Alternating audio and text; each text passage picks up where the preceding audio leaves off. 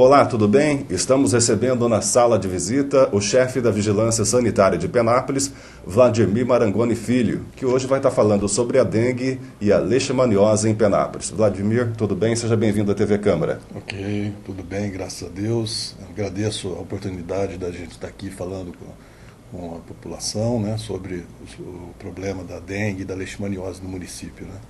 Vladimir, em 2012, qual é a situação da dengue em Penápolis? Bom, hoje nós temos 11 casos confirmados, né, 50 e poucos, 56, 57 notificados, e, portanto, nós temos 11 casos confirmados de dengue em 2012. Né. E tem casos importados entre esses 11? Existem pessoas que viajaram, né, no carnaval, e isso provavelmente a infecção ocorreu fora do município, né, em alguns deles. Né. Nós estamos aí perto de entrar no mês de abril. Dentro desse período, comparado ao ano passado, Penápolis está sob controle ou houve um aumento? Não, se a gente considerar o contexto regional, né, onde a gente vê cidades como, por exemplo, Araçatuba, Andradina, que vem com um problema de dengue positivo desde dezembro praticamente, né, nós estamos até sob controle. Agora, existe uma perspectiva de um agravamento da situação. Portanto, a importância da população tá contribuindo com o poder público, né, no sentido de cada um cuidar da sua casa, do seu quintal. Né. Choveu, já aumenta a preocupação da vigilância? Sem dúvida nenhuma. O fator chuva é fundamental para o desenvolvimento do ciclo evolutivo do mosquito transmissor, né. Então, a chuva, para a gente, é um sinal de alerta máximo, sim. Isso, nós falamos sobre chuva porque, vamos explicar um pouquinho, reforçar, porque isso é falado bastante à população, a forma de transmissão da dengue, né, Vladimir? Sim. Então, como a gente sempre tem dito, né, a dengue é uma doença infecciosa, aguda, viral, né, causada por um vírus, né, e ela não é contagiosa de ser humano para ser humano. Então ela precisa de um mosquito transmissor, que é um vetor, né, que vai transmitir esse vírus para um, para outro e tal. E esse vetor, ele se procria em recipientes que acumulam água. Então, com o tempo da chuva, a época da chuva, aumenta esses recipientes, né? Então, e o trabalho de contenção da procriação desse mosquito é todo centrado nesses recipientes. Então, é importante a população nos ajudar nessa batalha, né? Qual que é a forma mais comum que a vigilância encontra de local de proliferação? Olha, vamos colocar assim, 80% está dentro no intradomicílio, está dentro das casas, né? Então, você tem desde o pratinho do xaxim lá da flor, da planta, né? Você tem ralos em desuso, de banheiros em desuso, né? Aí no quintal você tem garrafa, pneu, a calha é um aspecto importante também que muito pouca gente olha, né? A calha calha suja costuma armazenar água, e é uma água que a gente não vê, não está subindo no telhado todo dia, né? Então, praticamente seriam esses assim os principais recipientes hoje. Fala-se também daquele recipiente embaixo da geladeira? Também. Algumas geladeiras têm um dispositivo de descongelamento, e que tem uma bandeja ali atrás do motor que acumula água também. É um local também que deve ser constantemente olhado, né? E a população tem evoluído, tem se conscientizado mais no combate à dengue? Olha, Cacá, a gente percebe assim, que a grande maioria da população está consciente do problemão que é a dengue, né? E tem tomado seus cuidados. Entretanto, ainda existe uma parcela pequena, uma minoria, que não tem ainda consciência da importância de estar olhando o seu quintal, a sua casa, pelo menos uma vez por semana. Então é isso que a gente orienta, né? Porque uma pessoa numa quadra que não faz esse trabalho, se todas as demais fizerem, você tem um trabalho perdido, porque o mosquito voa e aí ele vai, né, picar o vizinho também. Então a gente pede à população que pelo menos uma vez por semana dê uma geral na sua casa, dê uma olhada dentro da casa, no quintal, né? E é a orientação que a gente faz. Como funciona o trabalho da vigilância a partir do registro de um caso de dengue? Por exemplo, a vigilância tem informação de que na Vila São Joaquim tem uma pessoa com dengue. Isso, vamos supor que apareça um caso positivo na Vila São Joaquim.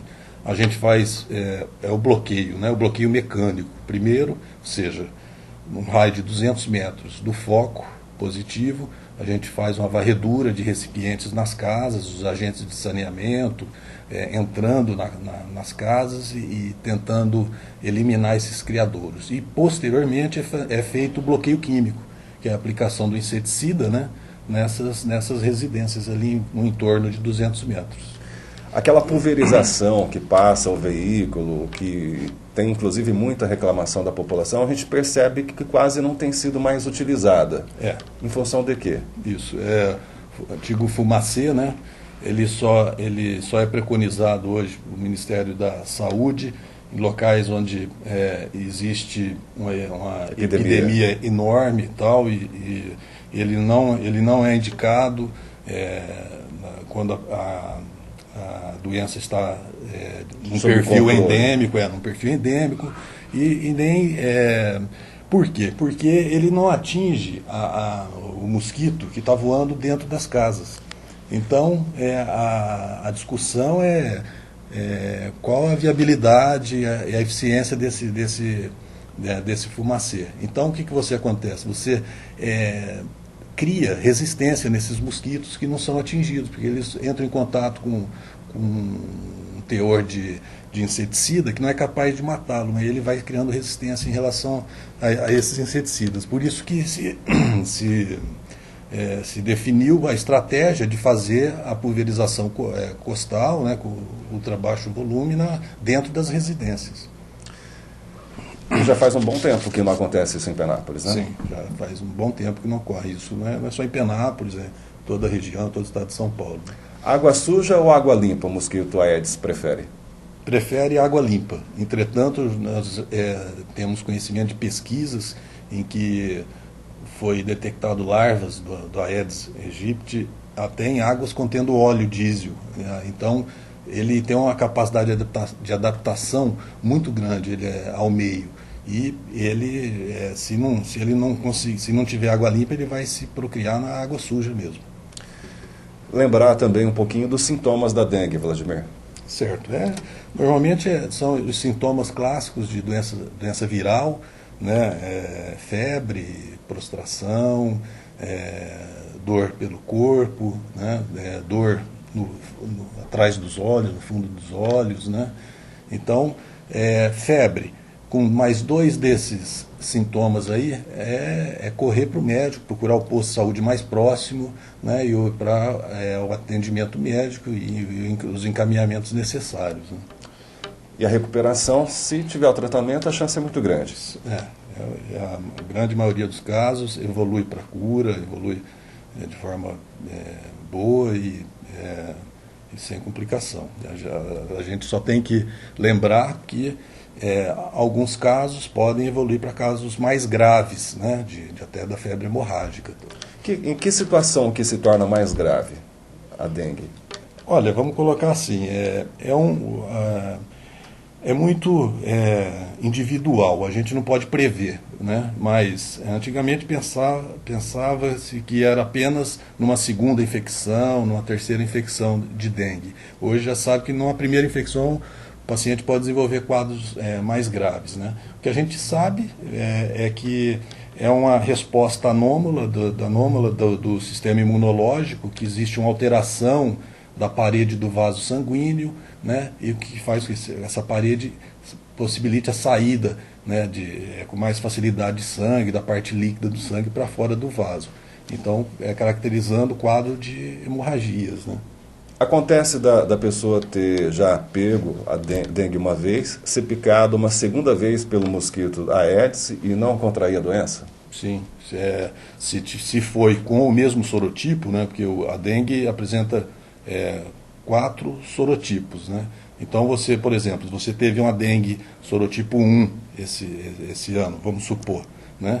Se você tiver contato com esse vírus, isso fica na memória imunológica do seu organismo. Então, se você for picado por um mosquito com o sorotipo 1, você não vai desenvolver, porque o sistema imunológico já vai desenvolver as defesas necessárias, né? Então tem essa característica da memória, né, do sistema imunológico. Vai depender um pouco de sorte também, né? Tem algumas situações que as pessoas procuram assim, se proteger, principalmente quem teve dengue, porque sabe que numa reincidência, né, um segundo caso, pode vir mais forte ainda, é isso que a gente estava conversando. Você aconselha também o uso de repelentes, outras situações, além do combate direto ao mosquito? Certo, então, como você disse, Cacá, assim, o ponto central, o foco é realmente eliminar os recipientes onde o mosquito se procria. Agora, as demais ações também podem ser utilizadas como repelente, né, utilizando com os devidos cuidados. Vacina contra a dengue, como é que está isso em nível mundial? Você tem informação? Tem. Nós temos vários grupos trabalhando em cima da vacina, né? A perspectiva é que dentro de 3 a 5 anos a gente tenha uma vacina já eficiente. O grande problema da vacina de dengue era justamente fazer uma que atuasse sobre os 4 sorotipos, né? E a gente tem, por exemplo, pesquisadores do Butantan implementando agora, para você validar uma vacina, você tem que cumprir várias etapas. Tal. Então, eles estão entrando agora na primeira etapa do uso no humano. Né? Por quê? Porque antes de você aplicar no uso de alguns voluntários para ver a eficiência da vacina, você tem que ter a certeza de que ela não vai causar nenhum mal a esses voluntários, né? E que vai ser eficiente, para se avaliar a eficiência. Então, até chegar nesse ponto, muitos anos de pesquisa. Então, agora, por exemplo, o Butantan tem um grupo de pesquisadores com pesquisadores americanos, lá dos Institutos Nacionais de Saúde dos Estados Unidos, que vão começar, provavelmente estão fazendo a seleção de 300 voluntários agora para abril mesmo, e devem iniciar essa etapa da utilização em voluntários como etapa da validação da vacina. Então, o que a gente entende é o seguinte, que nós ainda temos aí alguma coisa em torno de 3 a 7 anos para trabalhar muito bem a questão do transmissor, porque a vacina ainda vai demorar um tempinho para estar disponibilizada para toda a população. Alguns municípios utilizam formas alternativas de combate ao mosquito, tipo armadilha. O que você acha disso? Olha, eu diria, Cacá, que a armadilha ela é interessante do ponto de vista do estudo epidemiológico da doença, para você ver como está a infestação, né, como que está a quantidade, as regiões da cidade e tal. Como medida efetiva para eliminar o mosquito, eu não vejo dessa forma, né? Eu não acredito nisso. Leishmaniose, 3 casos em Penápolis em humanos. 3 casos, né, em humanos, agora em 2012, um certamente importado, né, um paciente que chegou a 30 dias do norte do país, e são 3 casos humanos. Leishmaniose preocupa mais que a dengue?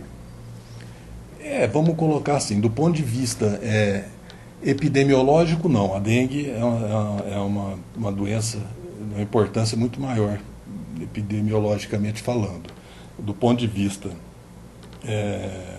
do doente, ela é uma doença extremamente grave, né, que se não for tratada evolui para óbito mesmo, e então a preocupação também é grande em relação à leishmaniose. Como que é a transmissão da leishmaniose para o humano? Também é uma doença infecciosa, né, não contagiosa, a gente não pega de um ser humano para o outro, precisa também de um transmissor, um vetor transmissor, no caso é um flebotomínio, né, conhecido popularmente como mosquito palha ou mosquito birigui, né, ele então, a fêmea também necessita de uma proteína do sangue humano para maturar seus ovos, né? Então, nesse repasto sanguíneo que a fêmea faz, ela transmite, né, no caso da leishmaniose, o protozoário para o paciente. Né? Mosquito pica o cachorro? O cão é o reservatório principal, né, porque ele tem uma grande quantidade de leishmania chagassi, no caso da leishmaniose visceral, no seu pelo, na sua pele, e o mosquitinho sai dali todo lambuzado, vamos dizer assim, de leishmania, e aí vai e pica um ser humano transmitindo. O cachorro não transmite diretamente para o humano? Não. Precisa desse elo de ligação que é o vetor. Né? E quais são os sintomas, no caso do humano? Bom, febre prolongada. É parecido com a dengue? O que difere? Vamos pôr assim, os sinais clássicos de doença infecciosa é o mesmo. Febre, né?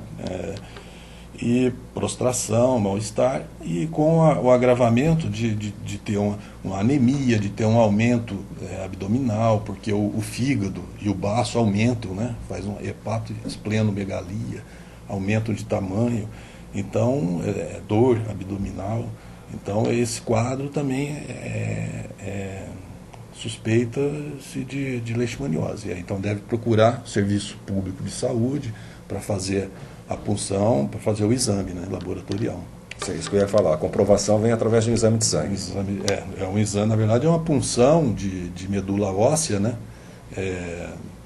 Punção de medula óssea, você vai. É um exame parasitológico, você vai ver o parasita, né, para confirmar. E no caso dos animais? Nos casos dos animais também, o Serviço de Vigilância Epidemiológica deve começar agora, dia 2 de abril, a fazer um inquérito sorológico canino. Inclusive o Instituto Adolfo Lutz está disponibilizando para Penápolis e mais 2 cidades da regional aqui, de Araçatuba, um kit rápido, que o exame do animal sai em 10 minutos, né? Esse exame, primeiramente, vai ser utilizado só nos inquéritos sorológicos de cães, mas, além disso, o município também disponibiliza, o Serviço de Vigilância Epidemiológica, o exame parasitológico, citológico, que é a punção também de gânglios, de linfonodos de cães, e a gente faz na própria vigilância o exame parasitológico em cães. O atendimento às quartas-feiras? O atendimento, na verdade, a coleta de exame de leishmaniose pode ser feita de segunda a sexta. Deve ligar lá, agendando, né? E é feito em qualquer dia da semana a coleta para leishmaniose. De quarta-feira é feito um atendimento diferenciado, um atendimento de consulta, sempre com o objetivo de identificar animais sintomáticos, tal. Os principais sintomas para leishmaniose no animal, quais são? No animal é emagrecimento, perda de pelo, lesões de pele, né? Feridas na pele que não cicatrizam, né? Ponta de orelha, perda de pelo em volta dos olhos, né? Então esses são os principais sintomas. Tá, e como que a população pode ajudar no combate à leishmaniose? O manejo ambiental, ou seja, cuidar dos seus quintais em relação à matéria orgânica. Então, frutas, folhas, porque o mosquito da leishmaniose, ele coloca os seus ovos no solo, na terra. E ele gosta de lugar sombreado, né? Então, você clarear, desbastar árvores, limpar matéria orgânica, esse assim, a medida mais eficiente no sentido de conter a procriação do transmissor. Né? Ou seja, tanto na dengue quanto para a leishmaniose, limpeza de modo geral. Sem dúvida, sem dúvida. Vladimir, aproveitando a sua presença, Penápolis terá em breve vacinação contra a raiva animal? Sim, agora está previsto para abril, né? Serão 4 sábados, logo estará sendo divulgado essas datas. Serão, em princípio, 4 sábados. A disponibilização da vacina pela Secretaria, pelo Ministério, e a escolha de Penápolis foi por conta de alguns morcegos que nós capturamos, que caíram no chão e que a gente capturou e que encaminhou para exame, né? de raiva que deram positivos. Então eles disponibilizaram para a gente estar fazendo para toda a população de Penápolis. Né? E como vai ser? O atendimento vai ser impostos? Vai ser impostos fixos, e aí a pessoa, o proprietário do cão, pega o seu animal e leva até o posto, né? Que normalmente vai ser numa unidade escolar, numa unidade de saúde, uma coisa assim. Qual é a estimativa de cães e gatos em Penápolis? Nós estamos trabalhando com uma perspectiva de 10 mil, mais ou menos, aproximadamente 10.500 animais, entre cães e gatos. Por uma população de 60 mil habitantes, esse número está dentro da média? 6 por 1, né? Tá assim. Tá. Ok, Vladimir, eu deixo espaço agora para suas considerações e orientações à população. Certo. Então, eu agradeço a oportunidade mais uma vez, Cacá, e dizer que nós, nessa semana que começou no dia 26 até no dia 30, está ocorrendo a Semana Estadual de Mobilização de Combate à Dengue, com várias atividades aqui em Penápolis, várias palestras feitas pelos profissionais da vigilância epidemiológica, as escolas todas envolvidas. A gente queria fazer um agradecimento especial à Secretaria de Educação, tanto do município como do Estado, e que a gente viu uma grande mobilização nas escolas, trabalhando a informação e a educação em saúde, que é uma coisa que a gente acredita muito. Principalmente trabalhando com crianças, né? E ele é um potencial divulgador e cobrador dessas ações de combate à doença. Então, eu agradeço a oportunidade. Obrigado pela sua presença. Eu conversei com Vladimir Marangoni Filho, chefe da Vigilância Sanitária de Penápolis. Muito obrigado pela sua atenção e até a próxima oportunidade.